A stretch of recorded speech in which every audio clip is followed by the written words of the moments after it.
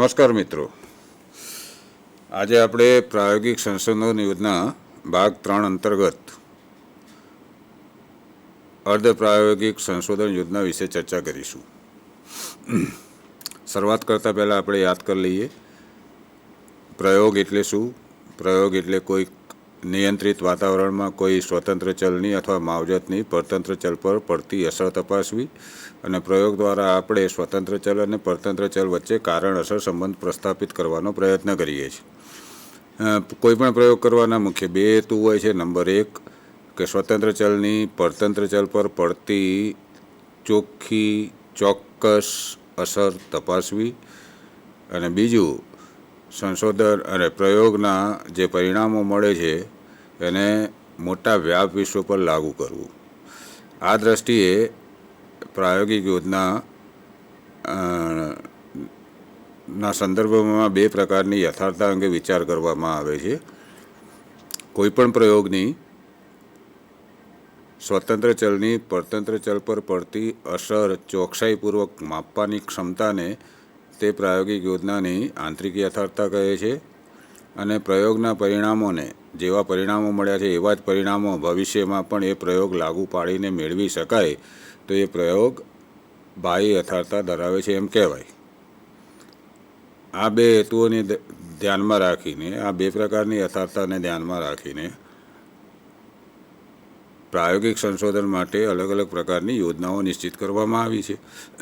અને એમાં 3 પ્રકારની યોજનાઓ છે: પૂર્વ પ્રાયોગિક યોજના, પૂર્ણ પ્રાયોગિક યોજના અને અર્ધ પ્રાયોગિક યોજના.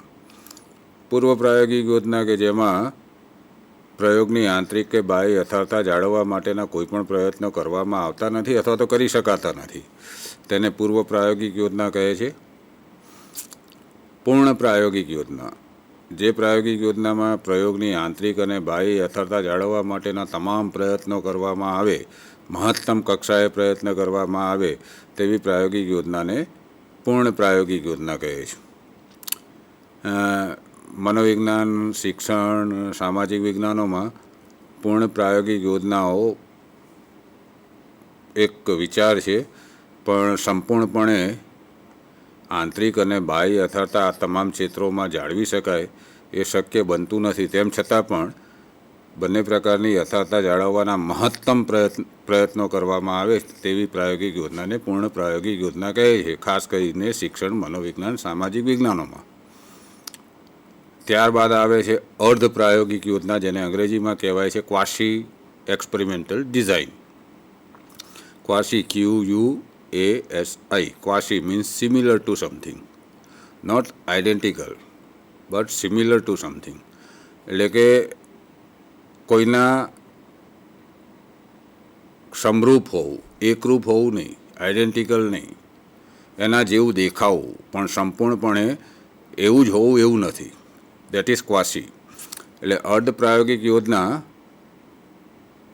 ક્વાસીનું ગુજરાતી કરેલું છે અર્ધ પ્રાયોગિક, ક્વાસી એક્સપેરિમેન્ટલ ડિઝાઇનનું ગુજરાતી કરેલું છે અર્ધ પ્રાયોગિક યોજના. અર્ધ એટલે અડધું નહીં, પણ આ પ્રાયોગિક યોજનાઓ એવી છે કે જે પૂર્ણ પ્રાયોગિક યોજનાની ખૂબ નજીક છે. આ યોજનામાં આંતરિક અને બાહ્ય યથાર્થતા જાળવવા માટેના થોડા ઘણા પ્રયત્નો કરવામાં આવે છે, પણ મહત્તમ કક્ષાએની એ દ્રષ્ટિએ જોવા જઈએ તો પૂર્ણ પ્રાયોગિક યોજનાની નજીક છે. અને બીજી રીતે કહીએ તો આ પ્રકારની યોજના પૂર્વ પ્રાયોગિક યોજના કરતાં વધારે પ્રમાણમાં અને પૂર્ણ પ્રાયોગિક યોજનાઓ કરતાં ઓછા પ્રમાણમાં આંતરિક અને બાહ્ય યથાર્થતા જાળવે છે. આટલી અર્ધ પ્રાયોગિક યોજનાની પૂર્વ ભૂમિકા પછી હવે આપણે આગળ વધીએ. અર્ધ પ્રાયોગિક યોજનાઓ માટેની અલગ અલગ યોજનાઓ છે. અર્ધ પ્રાયોગિક સંશોધન માટેની અલગ અલગ યોજનાઓ છે, એ આપણે એક પછી એક જોઈએ. એમાં પહેલી યોજના છે બિન યાદચ્છિક નિયંત્રિત જૂથ પૂર્વ કસોટી ઉત્તર કસોટી યોજના. બિન યાદચ્છિક નિયંત્રિત જૂથ પૂર્વ કસોટી ઉત્તર કસોટી યોજના. Non randomized control group, pre test, post test design. નામમાં સ્પષ્ટ થાય છે કે શું હશે આની અંદર. બે જૂથ છે, બેની યાદચ્છિક છે. એ જૂથો યાદચ્છિક રીતે પસંદ કરવામાં આવ્યા નથી કે અભ્યાસ પાત્રોની પસંદગી યાદચ્છિક રીતે કરવામાં આવેલી નથી. બે જૂથમાંથી એક પ્રાયોગિક જૂથ છે, એક નિયંત્રિત જૂથ છે, એટલે નામમાં આપેલું છે નિયંત્રિત જૂથ. એટલે બે જૂથ, એક પ્રાયોગિક જૂથ કે પ્રાયોગિક જૂથ એટલે એવું જૂથ કે જેને ચોક્કસ પ્રકારની માવજત આપવાની છે, અને નિયંત્રિત જૂથ એટલે એવું જૂથ કે તેને તે માવજત કાં તો આપવાની નથી, કાં તો એવી માવજત આપવાની છે કે જેની પરતંત્ર ચલ પર કોઈ અસર પડતી ન હોય. આ રીતે બે જૂથ છે, પ્રાયોગિક અને નિયંત્રિત જૂથ. પછી એમાં કીધું છે પૂર્વ કસોટી, ઉત્તર કસોટી. એટલે બે કસોટી છે, પૂર્વ કસોટી પણ છે અને ઉત્તર કસોટી પણ છે. આ યોજનામાં જે પૂર્વ કસોટી છે એ જ ઉત્તર કસોટી હોઈ શકે, અથવા પૂર્વ કસોટી જેવી જ અન્ય ઉત્તર કસોટી હોઈ શકે. પૂર્વ અને ઉત્તર કસોટીમાં એક જ કસોટીનો મોટાભાગે ઉપયોગ કરવામાં આવે છે, પણ જો સંશોધક ઈચ્છે તો પૂર્વ કસોટી જેવી જ એક ઉત્તર કસોટી અલગથી બનાવી શકે છે. પણ એક વસ્તુ આમાં ધ્યાનમાં રાખવાની છે કે જે પૂર્વ કસોટી બને એ અને ઉત્તર કસોટી બને, આ બંને કસોટીઓ પરતંત્ર ચલનું માપન કરવા માટે બનેલી હોવી જોઈએ. પરતંત્ર ચલ એટલે પ્રયોગમાં જે ચલ ઉપર સ્વતંત્ર ચલની અથવા તો માવજતની અસર તપાસવાની હોય એ ચલનું માપન કરી શકે તેવી કસોટીની રચના કરેલી હોવી જોઈએ. આટલી સ્પષ્ટતા પછી હવે આગળ જોઈએ તો બે જૂથ છે, બેની યાદચ્છિક છે.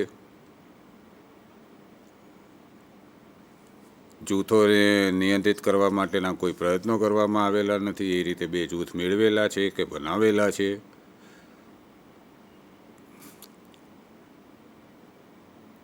જૂથોની રચના કરી દીધા પછી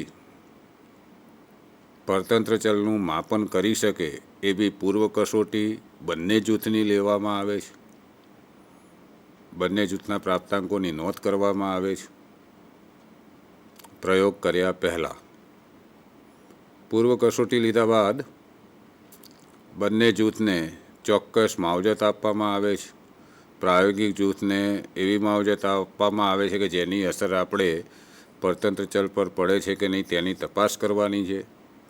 નિયંત્રિત જૂથને કાં તો કોઈ માવજત આપવામાં આવતી નથી, કાં તો એવી કોઈ માવજત આપવામાં આવે છે કે જેની સીધી અસર કોઈ પરતંત્ર ચલ પર પડતી ન હોય, એટલે પસંદ કરેલા પરતંત્ર ચલ પર સીધી અસર ન પડતી હોય.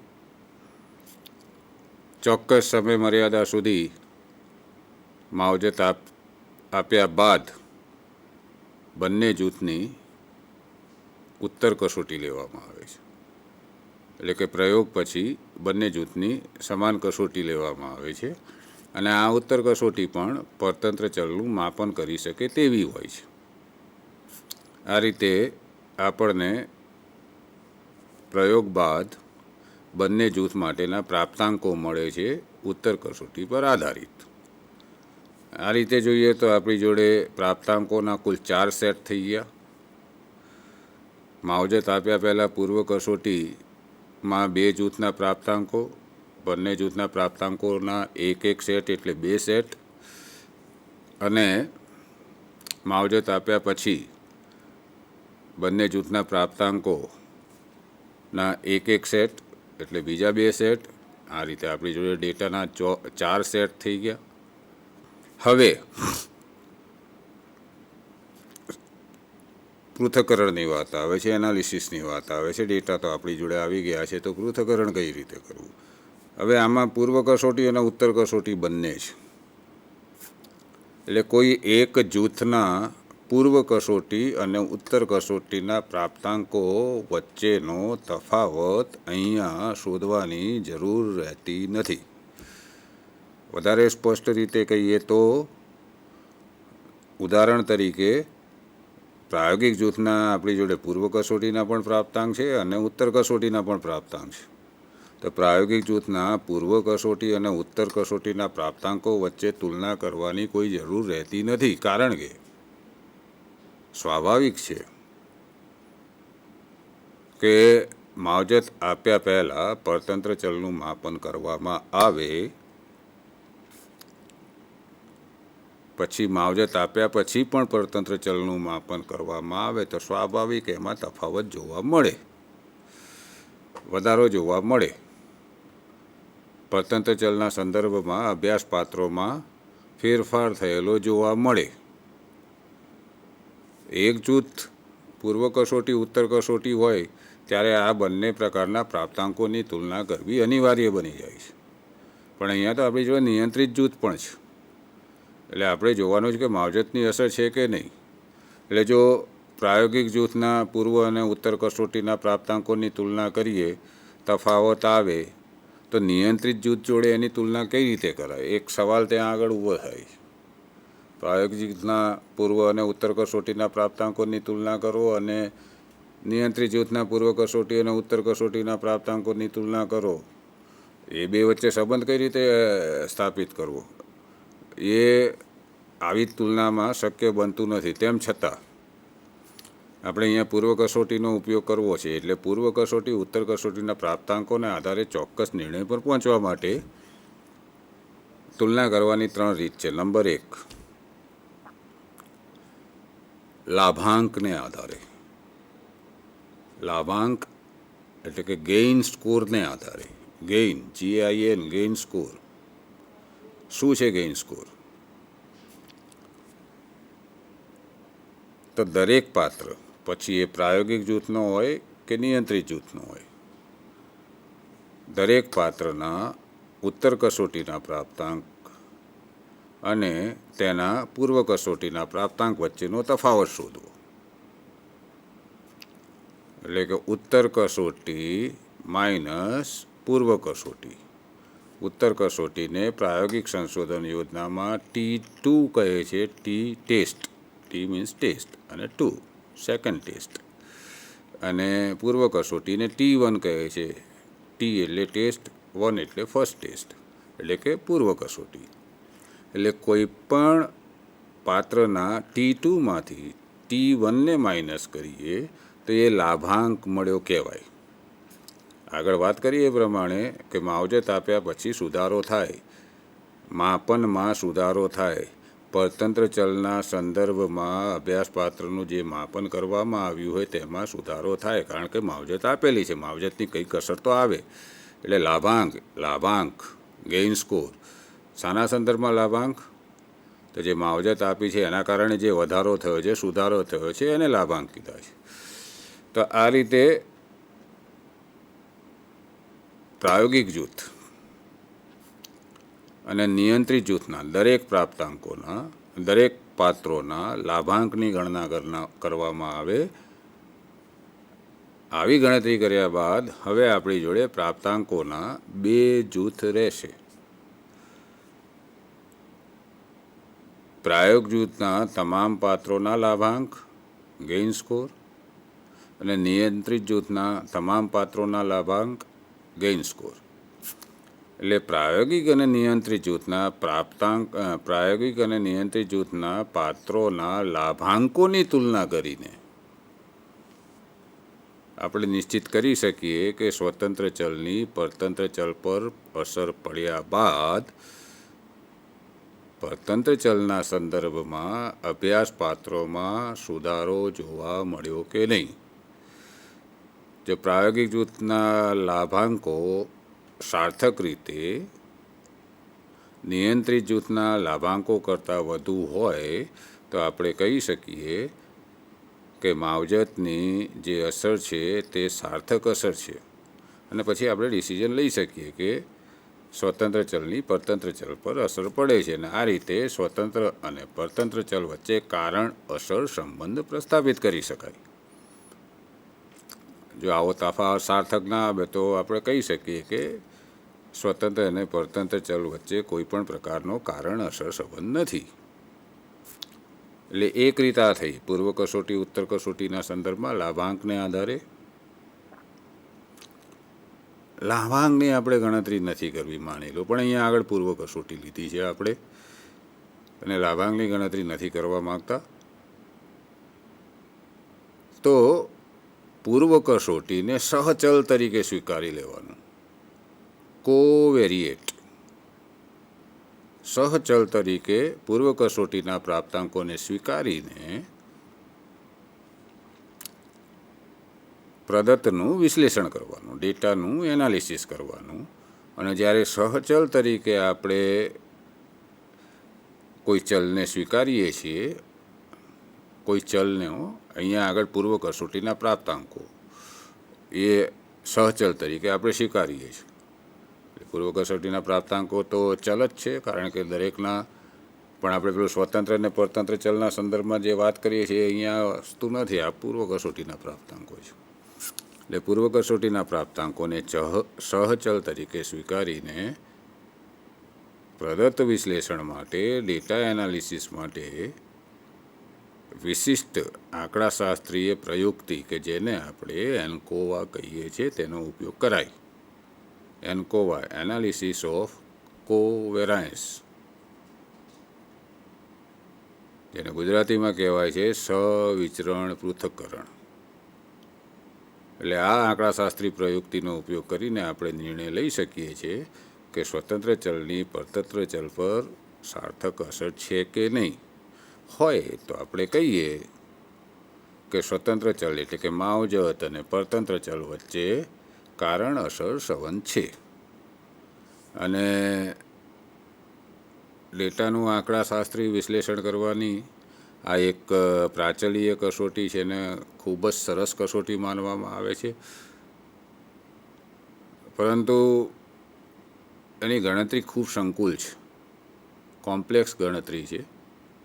અઘરી છે એવું નથી કહેતો, પણ કોમ્પ્લેક્સ ગણતરી છે, સંકુલ ગણતરી છે, પણ પરિણામો ખૂબ ચોક્કસ આપે છે. એટલે જો સંશોધક એન્કોવા કરી શકતા હોય તો આ રીતે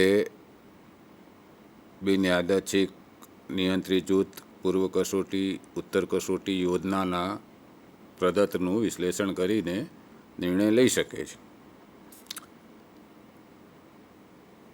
સંશોધકને આંકડાશાસ્ત્ર ઉપર પકડ ના હોય તો આજકાલ ઘણા બધા એવા સોફ્ટવેર ઉપલબ્ધ છે કે જેમાં નિશ્ચિત ફોર્મેટમાં ડેટા દાખલ કરવામાં આવે તો આપણને એન્કોવાની ગણતરી મળી શકે છે. પણ એન્કોવાના પરિણામો મળ્યા બાદ એનું અર્થઘટન કઈ રીતે કરવું એની સમજ તો ચોક્કસ હોવી જ જોઈએ સંશોધક પાસે, અને એનું અર્થઘટન કરવાની આવડત હોવી જ જોઈએ. એટલે આ બીજી રીત છે બિનયાદચ્છિક નિયંત્રિત જૂથ પૂર્વ કસોટી ઉત્તર કસોટી યોજનાના પ્રદત્તનું વિશ્લેષણ કરવા માટેની. ત્રીજી એક રીત છે, એ રીતમાં બંને જૂથની સમકક્ષતા તપાસી લેવાની. કઈ રીતે તપાસવાની? તો બંને જૂથને પૂર્વ કસોટી સમાન આપવામાં આવી છે, સમાન કક્ષાની પૂર્વ કસોટી આપવામાં આવી છે. પૂર્વ કસોટી પરતંત્ર ચલનું માપન કરે એવી પૂર્વ કસોટી આપવામાં આવી છે. એટલે પૂર્વ કસોટીમાં બંને જૂથના પ્રાપ્તાંકો વચ્ચે આપણે તુલના કરવી પડે. શું તુલના કરવાની? તો બંને જૂથના પૂર્વ કસોટીના પ્રાપ્તાંકો વચ્ચે સાર્થક તફાવત છે કે નહીં તેની તપાસ કરી લેવાની. જો પૂર્વ કસોટીમાં બંને જૂથના પાત્રોએ મેળવેલા પ્રાપ્તાંકો વચ્ચે સાર્થક તફાવત ન આવે તો અને તો જ આ રીતે વિશ્લેષણ કરી શકાય. એટલે એ તપાસી લેવાનું. જો સાર્થક તફાવત નથી આવતો બંને જૂથના પ્રાપ્તાંકો વચ્ચે પૂર્વ કસોટીના, તો બંને જૂથ જે તે પરતંત્ર ચલના સંદર્ભમાં સમકક્ષ છે એવું કહેવાય. એટલે આ રીતે બંને જૂથની આપણે સમકક્ષતા નક્કી કરી લઈએ. અને જો આ રીતે બંને જૂથની આપણે સમકક્ષતા નક્કી કરીએ છીએ પૂર્વ કસોટીના આધારે, તો હવે પૂર્વ કસોટી રહેતી નથી. આ આપણે ખાસ અહીંયા ધ્યાનમાં રાખવાનું છે. પછી આ યોજનાને પૂર્વ કસોટી યોજના ન કહેવાય.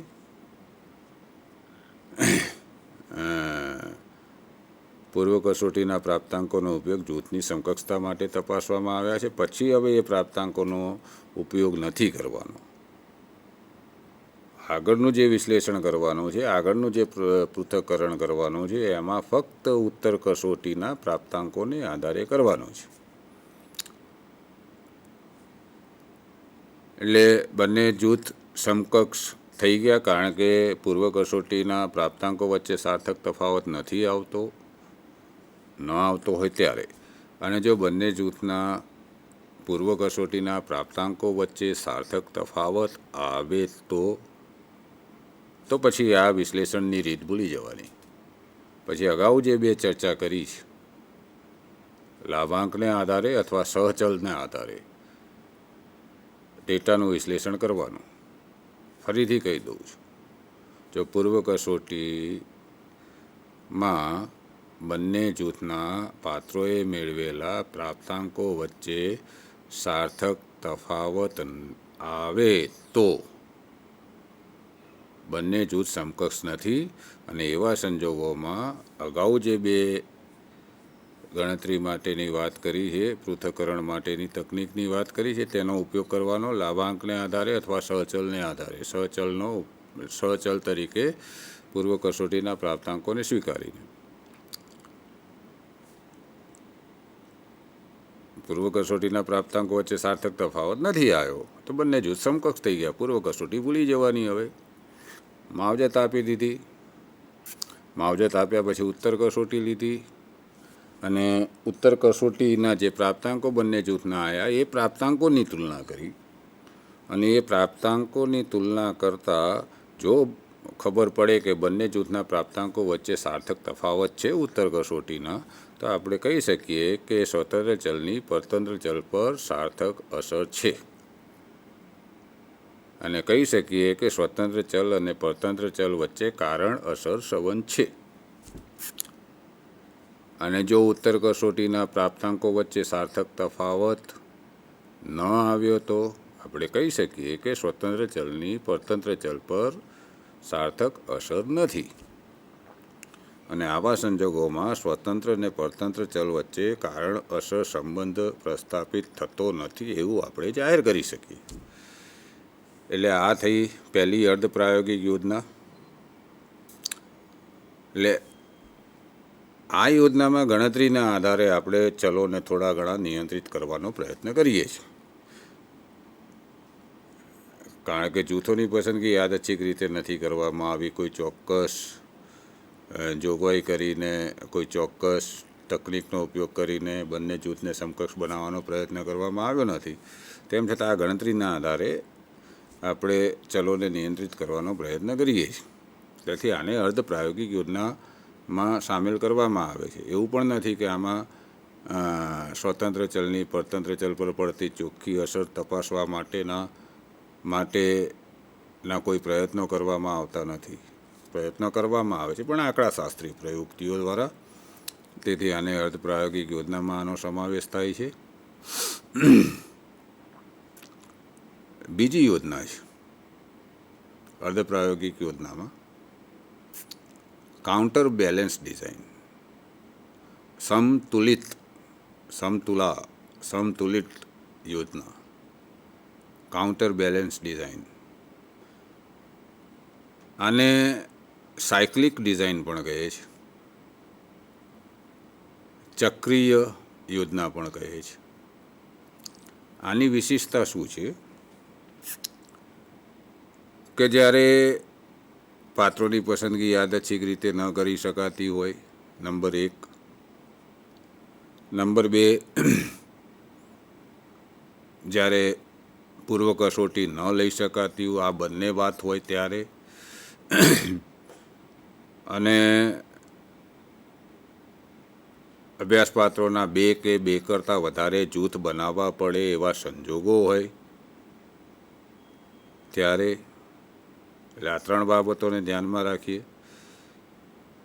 કે જૂથને સમકક્ષ ન બનાવી શકાય, પૂર્વ કસોટી ન લઈ શકાય, અને 2 કે 2 કરતાં વધારે માવજતની અસર તપાસવાની થતી હોય ત્યારે આ ડિઝાઇનનો ઉપયોગ કરવામાં આવે છે. આ યોજનાની વિશેષતા એ છે કે એમાં 2 કે 2 કરતાં વધારે જૂથ હોય, જેટલા જૂથ હોય એટલા પ્રકારની માવજત હોય. એટલે કે treatment number 1, treatment number 2, treatment number 3, માવજત નંબર 1, માવજત નંબર 2 અને માવજત નંબર 3. આ 3માંથી કઈ માવજત શ્રેષ્ઠ છે? આ 3 ટ્રીટમેન્ટમાંથી કઈ ટ્રીટમેન્ટ શ્રેષ્ઠ છે? આ જે ટ્રીટમેન્ટ 3 કીધી ને, તો એ કોઈ ચોક્કસ સ્વતંત્ર ચલના 3 સ્તર છે. દાખલા તરીકે ટીચિંગ મેથડ, તો models of teaching, program learning મટીરિયલથી ટીચિંગ અને કોમ્પ્યુટરાઇઝ પ્રોગ્રામ લર્નિંગ મટીરિયલથી ટીચિંગ. આ 3 પ્રકારની અધ્યાપન વ્યૂહરચના છે. એમાંથી શ્રેષ્ઠ કઈ એવી નક્કી કરવી છે, એ નક્કી કરવાનું છે. તો 3 યોજનાઓ થઈ. એટલે ફરીથી જેટલી માવજત એટલા જૂથ બનાવવાના. માવજત નંબર 1 અને 2 આપણે ઉદાહરણ લઈને ચાલીએ કે આપણી જોડે 3 માવજત છે, એટલે 3 જૂથ છે. Treatment number 1, treatment number 2, treatment number 3. સ્વતંત્ર ચલના સંદર્ભમાં વિચારીએ તો સ્વતંત્ર ચલનું ફર્સ્ટ લેવલ, સેકન્ડ લેવલ અને થર્ડ લેવલ. 3 માવજત છે એટલે 3 જૂથ છે. ગ્રુપ નંબર 1, ગ્રુપ નંબર 2 અને ગ્રુપ નંબર 3. જૂથ નંબર 1, જૂથ નંબર 2 અને જૂથ નંબર 3. હવે આ જે 3 માવજત છે એ 3 જૂથને આપવાની. કઈ રીતે? તો જે પરતંત્ર ચલ પર, જે લક્ષણ પર આ 3 માવજતની અસર તપાસવાની છે, એ લક્ષણને આધારે જે આપણે ટ્રીટમેન્ટ આપીએ, જે લક્ષણને સુધારવા માટે જે ટ્રીટમેન્ટ આપીએ છીએ, એ ટ્રીટમેન્ટ આપવા માટેના 3 તબક્કા નક્કી કરી લેવાના. દાખલા તરીકે વિદ્યાર્થીઓની, આપણે ઉદાહરણ લીધું છે એમાં જ આગળ વધીએ. વિદ્યાર્થીઓની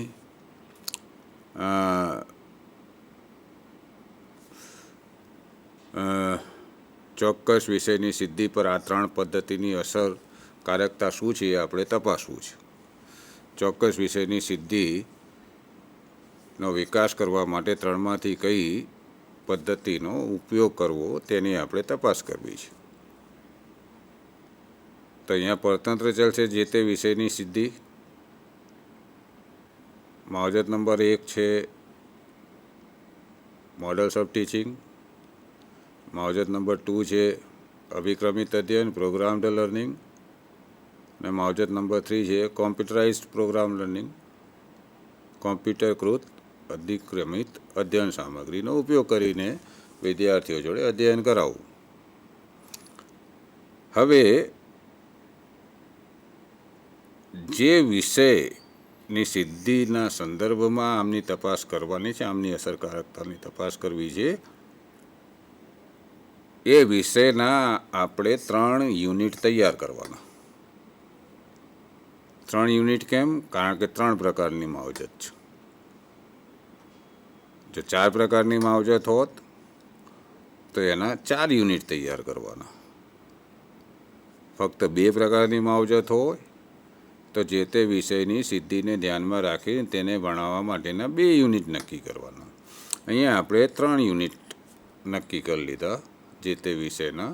એટલે હવે આપણી જોડે છે treatment number 1, treatment number 2, treatment number 3, group number 1, group number 2 and group number 3, અને પછી વધારાનું unit number 1, unit number 2, unit number 3.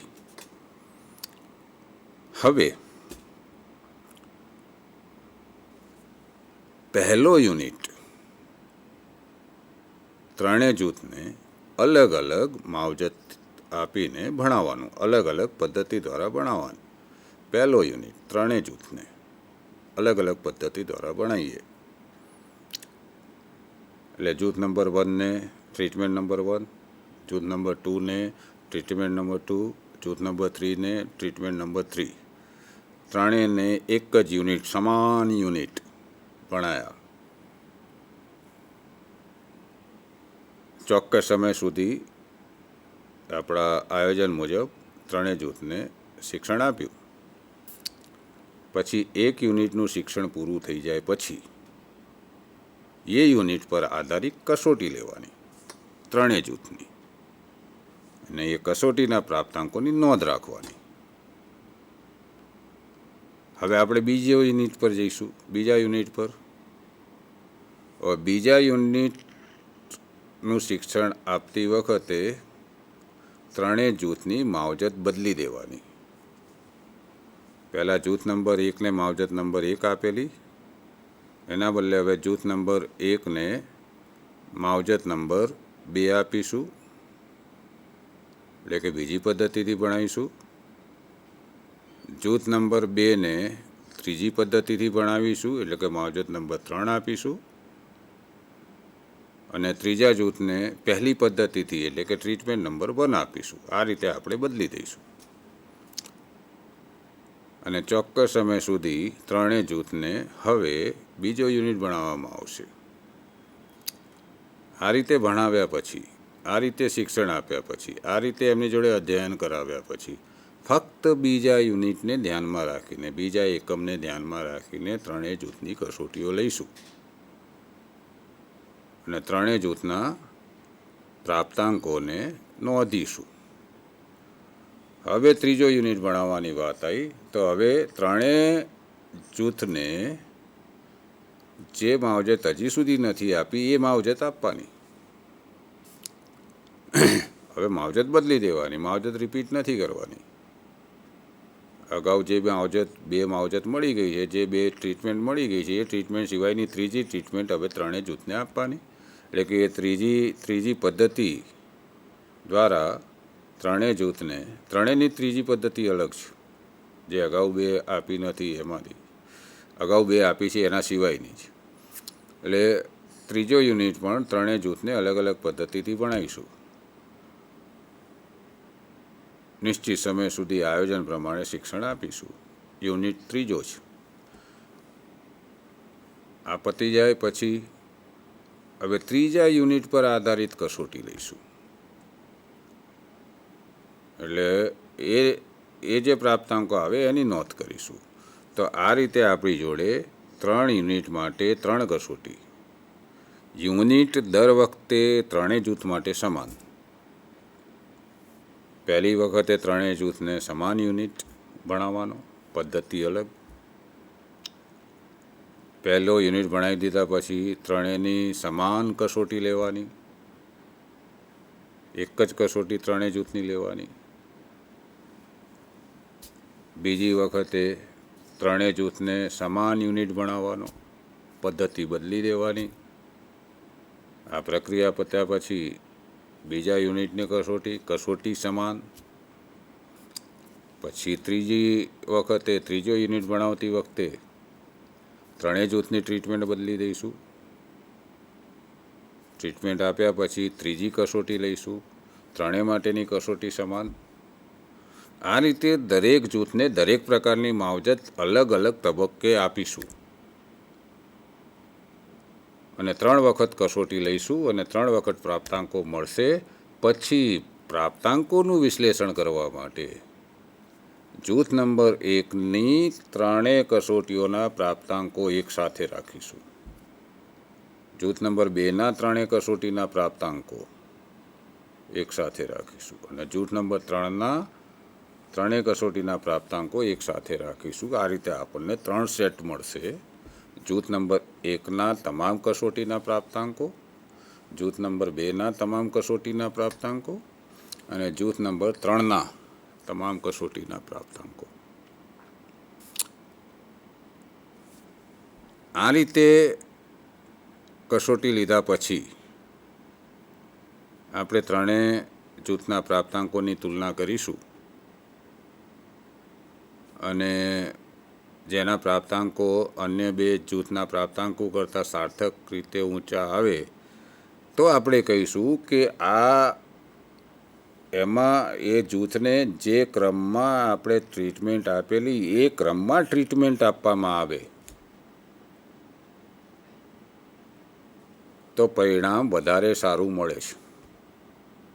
કોઈ એક પદ્ધતિ અસરકારક છે એવું નથી અહીંયા નક્કી થતું, પણ 3 પદ્ધતિ કે 3 માવજત કે 3 ટ્રીટમેન્ટ કયા ક્રમમાં આપવામાં આવે તો વધારે સારું પરિણામ મેળવી શકાય છે એ આમાં નક્કી થાય છે. અહીંયા ઉદાહરણ માટે આપણે વાત કરેલી 3 અલગ અલગ પદ્ધતિઓના સંદર્ભમાં.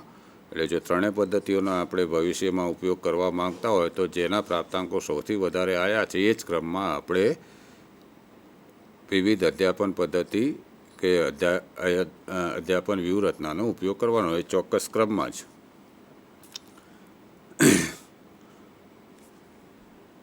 માની લો કે આપણે વિદ્યાર્થીઓને લેખન દોષો સુધારવા છે તો લેખન દોષોમાં તો ગ્રામરની પણ વાત આવે, જોડણીની પણ વાત આવે અને શબ્દભંડોળની પણ વાત આવે. હવે લેખન દોષ સુધારવા માટે, જોડણી સુધારવા માટે પ્રયોગ કરીએ, એમનું વ્યાકરણ સુધારવા માટે પ્રયોગ કરીએ અને એમનું શબ્દભંડોળ સુધારવા માટે પ્રયોગ કરીએ તો અહીંયા 3 જૂથ થાય. એક ઉદાહરણ તરીકે 3 જૂથ થાય. ત્રણેય જૂથને અલગ અલગ ક્રમમાં આ અલગ અલગ માવજત આપીને કસોટી લઈને પછી આપણે નક્કી કરીએ કે ત્રણેય જૂથમાંથી કોના પ્રાપ્તાંકો કોના લેખન દોષમાં સૌથી વધારે સુધારો જોવા મળે. પછી એના આધારે જે ક્રમમાં આપણે અહીંયા આગળ વધ્યા હોય અને એ ક્રમના આધારે જે જૂથના પ્રાપ્તાંકો સૌથી વધારે આવતા હોય એ જ ક્રમમાં આપણે શિક્ષણ આપીએ તો લેખન દોષોમાં સુધારો જોવા મળે છે એવું આપણે કહી શકીએ. એટલે આટલી ચર્ચાના અંતે એટલું કહી દઉં કે જ્યારે તબક્કાવાર ટ્રીટમેન્ટ આપવાની થતી હોય, અલગ અલગ તબક્કામાં અલગ અલગ પ્રકારની ટ્રીટમેન્ટ આપવાની થતી હોય ત્યારે આ કાઉન્ટર બેલેન્સ યોજનાનો ઉપયોગ કરવામાં આવે છે.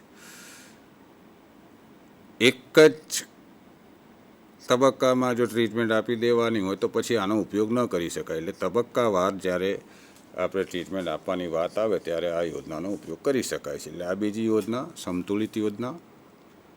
પહેલી આપણે જોઈ ગયા બિનયાદચ્છિક નિયંત્રિત જૂથ પૂર્વ કસોટી ઉત્તર કસોટી યોજના. હવે અર્ધપ્રાયોગિક યોજનામાં ત્રીજી યોજના છે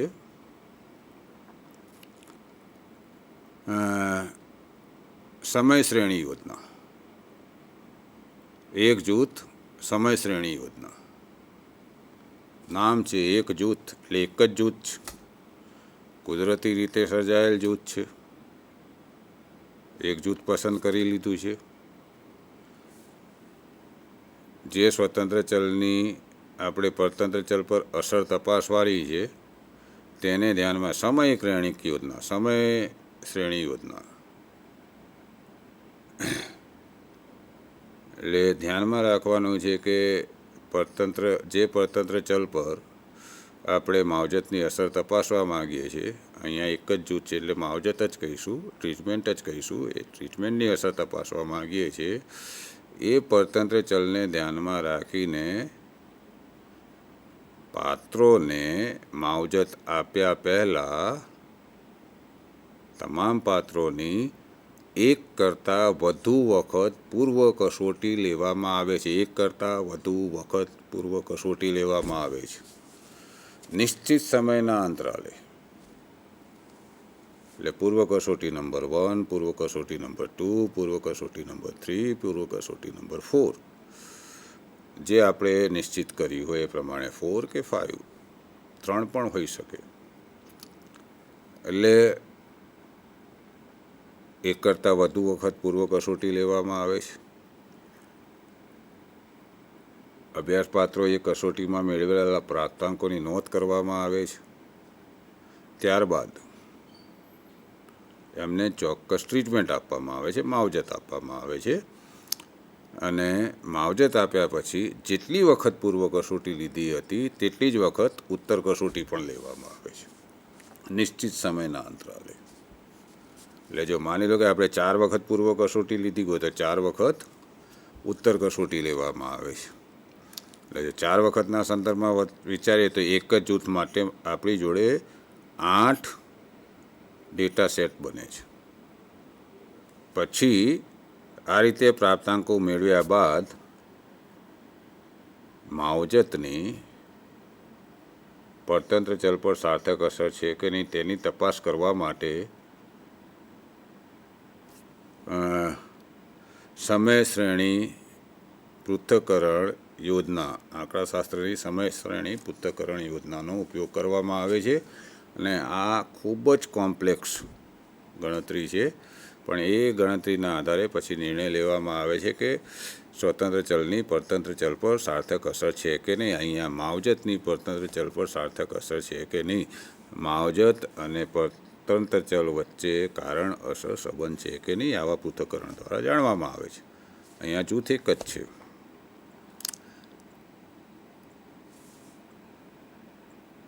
એના પછી ચોથી યોજના છે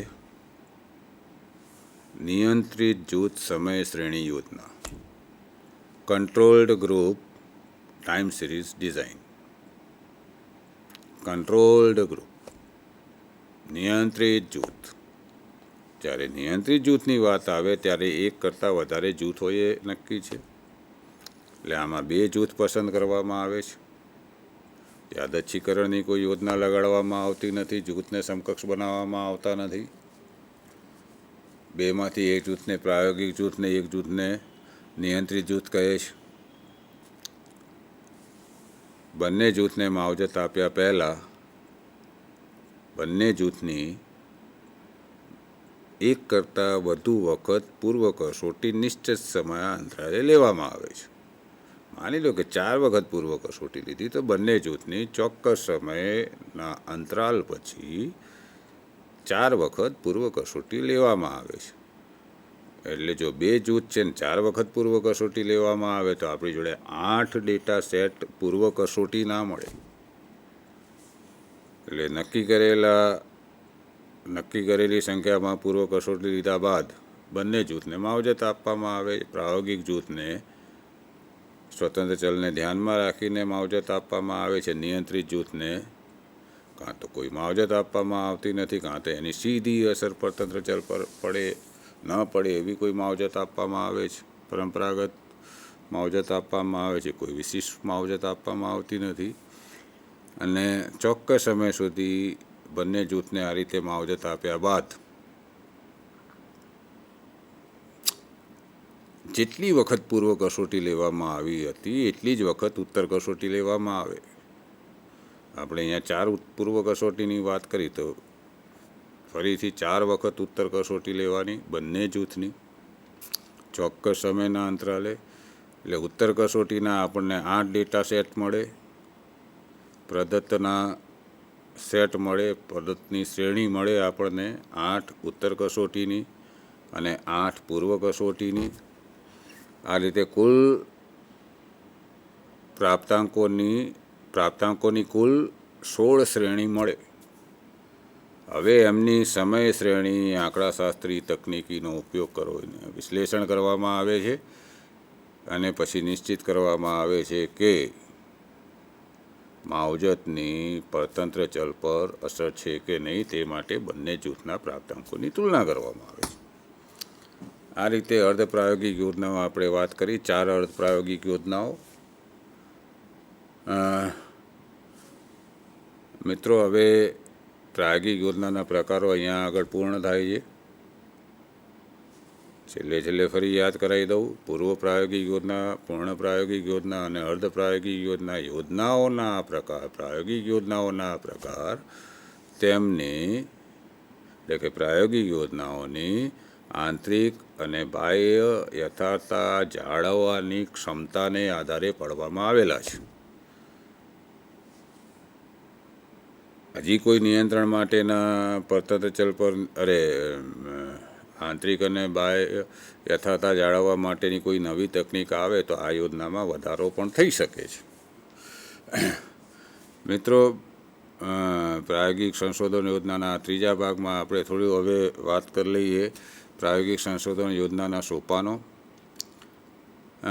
વિચારીએ તો સૌથી પહેલું સોપાન તો આવે છે આપણી જોડે સંશોધન માટેનું ક્ષેત્ર નક્કી કરવું. કયા ક્ષેત્રમાં સંશોધન કરવા માગીએ છીએ અને શૈક્ષણિક અને મનોવૈજ્ઞાનિક અને સામાજિક વિજ્ઞાનના જેવા વિષયોમાં અનેક ક્ષેત્રોમાં સંશોધન થઈ શકે છે. એટલે સૌથી પહેલાં સંશોધન ક્ષેત્ર નિશ્ચિત કરવું. પછી સંશોધન ક્ષેત્રને સમજવા માટે સંદર્ભ સાહિત્યનો અભ્યાસ કરવો. પૂર્વે થયેલા સંશોધનોનો અભ્યાસ કરવો એટલે સંદર્ભ સાહિત્યની સમીક્ષા કરવી. અને સંશોધન અવકાશ શોધી કાઢવો, આ બીજો સોપાન થાય.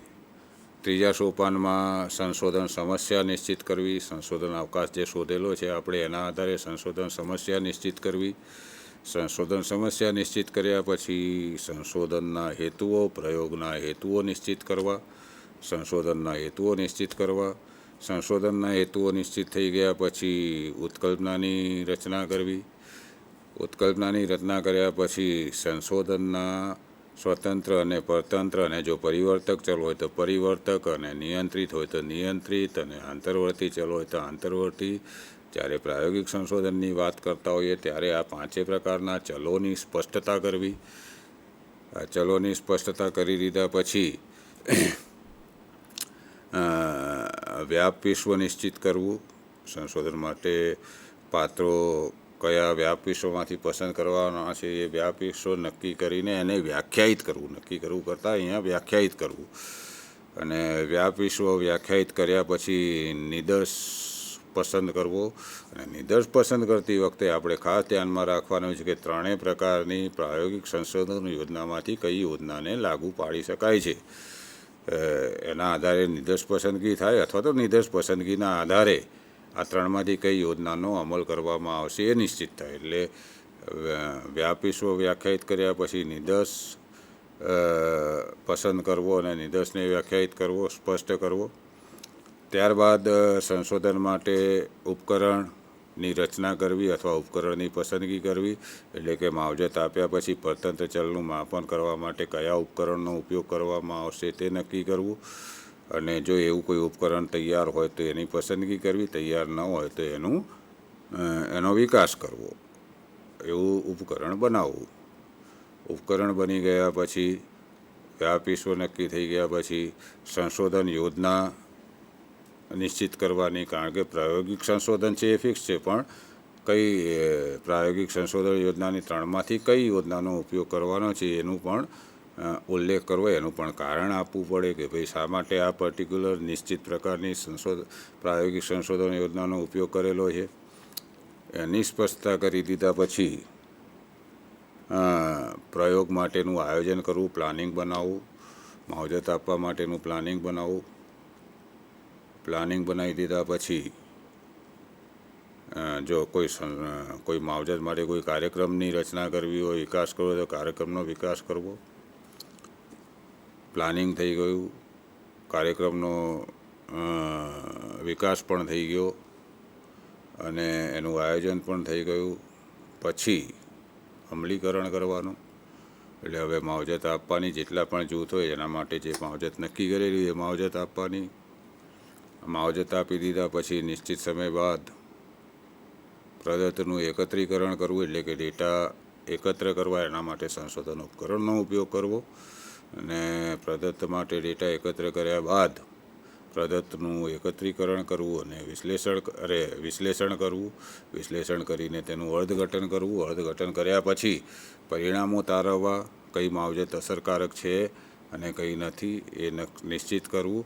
આટલું કર્યા બાદ આટલું અર્થઘટન કર્યા બાદ આટલા તારણો આવ્યા બાદ પ્રયોગ પૂર્ણ થતો નથી. રેપ્લિકેશન કરવાનું the most and important element of the experimental design is replication of study, replication of experiment. એટલે એક વખત પરિણામ મળી ગયા પછી, એક વખત તારણ મેળવી ગયા પછી આપણે નિશ્ચિંત નથી થઈ જવાનું. ફરીથી પ્રયોગ કરવાનો છે અને ફરીથી પ્રયોગ કરવા માટે નવા અભ્યાસપાત્રો, નવો નિદર્શ પસંદ કરવાનો છે. વ્યાપ વિશ્વ બદલવાનો નથી. અભ્યાસપાત્ર નવા પસંદ કરવાના, જેટલા પણ જૂથ છે એ તમામ જૂથમાં નવા અભ્યાસપાત્રો, અને બાકી આગળ પ્રયોગ વખતે જે કામ કરેલું એ બધું કામ ફરીથી આપણે કરવાનું, ફરીથી ડેટા એકત્ર કરવાનો, ફરીથી એનું વિશ્લેષણ કરવાનું, ફરીથી એનું અર્થઘટન કરવાનું, ફરીથી એના તારણો મેળવવાનું. આ પ્રયોગના પુનરાવર્તનના તારણો. પહેલાં આપણે પ્રયોગના તારણો મેળવેલા. હવે બંને પ્રકારના તારણોમાં સમાનતા જોવા મળતી હોય તો આપણે નિશ્ચિંત રીતે કહી શકીએ કે આ પ્રકારનો પ્રયોગ કરવાથી આ પ્રકારની માવજતની ચોક્કસ પરતંત્ર ચલ પર આ પ્રકારની અસર પડે છે. આ કર્યા બાદ અને જો તફાવત જોવા મળતો હોય પ્રયોગના પરિણામો અને પુનરાવર્તનના પરિણામો વચ્ચે તફાવત જોવા મળતો હોય તો ફરીથી ત્રીજી વખત પ્રયોગ કરવો પડે. ત્રીજી વખત પ્રયોગ કરતી વખતે પણ નવા અભ્યાસપાત્રો પસંદ કરવાના. વ્યાપ વિશ્વ એનું એ જ રહેશે. અભ્યાસપાત્રો બદલાશે. એવા અભ્યાસપાત્રોની પસંદગી કરીશું જે પ્રયોગ વખતે નહોતા, પ્રયોગના પુનરાવર્તન વખતે નહોતા. એવા પાત્રોની પ્રયોગના પુનરાવર્તન વખતે ફરીથી આખી પ્રક્રિયા કરીશું, ફરીથી ડેટા મેળવીશું, ફરીથી એનાલિસિસ કરીશું, ફરીથી એનું ઇન્ટરપ્રિટેશન કરીશું, ફરીથી તારણો મેળવીશું. હવે ત્રણેયના તારણોની તુલના કરીશું. જો ત્રીજા પ્રયોગના અંતે તારણો બીજા પ્રયોગને વધારે નજીક આવતા હોય તો આપણે એ તારણ જાહેર કરીશું. અને જો ત્રીજા અને પહેલાં વચ્ચે વધારે સમાનતા, પહેલાં અને ત્રીજા વચ્ચે વધારે સમાનતા જોવા મળતી હોય તો એ તારણો આપણે જાહેર કરીશું. અને આ પતી ગયા પછી પ્રયોગના અંતિમ તારણ, પછી એનું અહેવાલ લેખન પછી તારણોનું વિતરણ લોકોને જાણ કરીશું. તો દોસ્તો, આ રીતે આજે આપણે પ્રાયોગિક સંશોધન યોજનાની અર્ધ પ્રાયોગિક યોજના અને સંશોધનના સોપાનો ખૂબ જ ટૂંકમાં આપણે ચર્ચા કરી છે. હવે આપણે અહીંયા વિરમીએ છીએ. ફરી મળીશું. નમસ્કાર. Thank you.